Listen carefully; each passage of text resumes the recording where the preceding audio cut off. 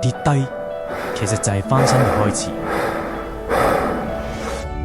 我同大部分人一樣，都係打工仔，每日翻工放工，OT 到凌晨，翻到屋企仲要俾人話唔上進。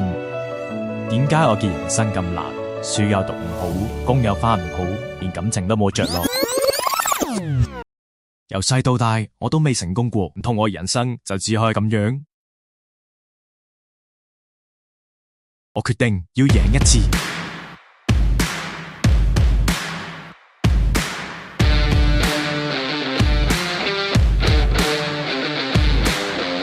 我後生嗰陣啊，返3份工啊，成日淨係識喺屋企，算啦玩啦。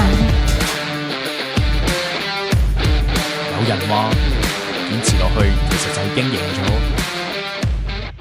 雖然我嘅人生仲喺谷底，但係我相信。